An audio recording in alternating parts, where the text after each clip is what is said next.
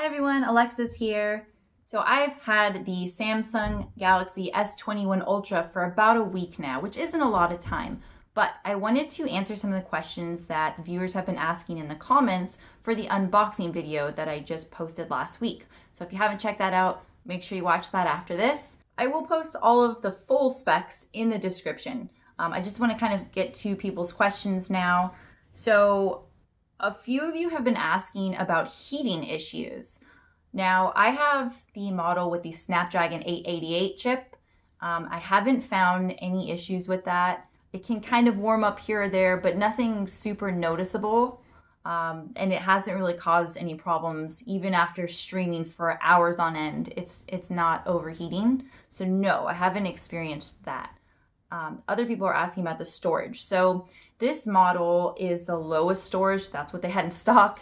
It's the 128 gig. And even as an unlocked phone without all the added carrier bloatware, there's already 27 gigs right off the bat that are used up with everything that's pre-installed on here. You can probably get rid of some of those, but just keep that in mind. If you think that 128 gigs is what you're getting, you're not. You're losing right off the bat like 20% of your storage. I will have to probably exchange this for the 512 because I do like to take a lot of photos and videos with my phone. And keep in mind, if you are filming at 8K, whatever that looks like on your phone, or even 4K, those are huge files and that's going to take up a lot of storage. So if you're not, just automatically transferring to your computer or some kind of backup, it is going to eat away at your storage pretty quickly. Just wanted to run over some of the key features. So this phone retails right now for $1,200 to $1,400 unlocked in the US, but there's some really good deals out there, so make sure you shop around. And it comes in 3 different storage capacities. It does not have expandable storage, but it comes in 128, 256, or 512 gigabytes of storage with 12 or 16 gigs of RAM. It is running the Android 11 operating system. Comes with a non-removable 5,000 milliamp hour battery. Supports wireless charging. It has S Pen support, however, it does not come in the box. You'd have to purchase that separately. And there's a fingerprint scanner, Samsung Knox.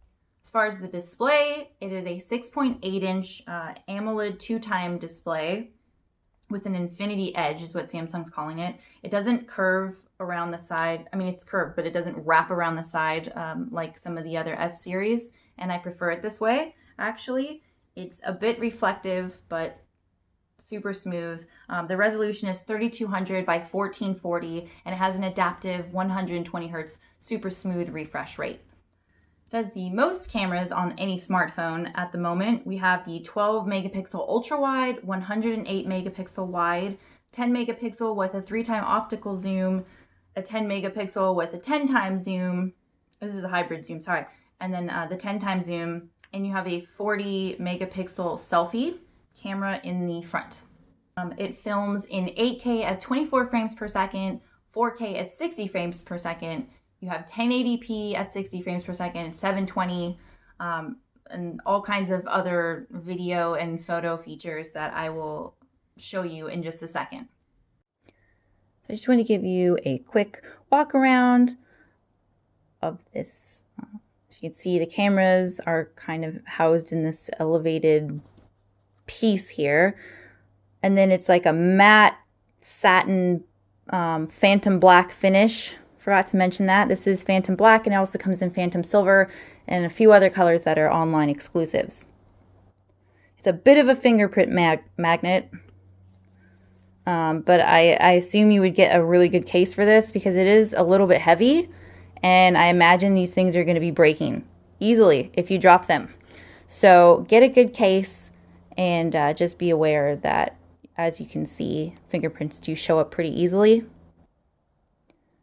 And then I wanted to give you a quick demo of the refresh rate and how super smooth this is, paired with the Android 11 and then 120 hertz refresh.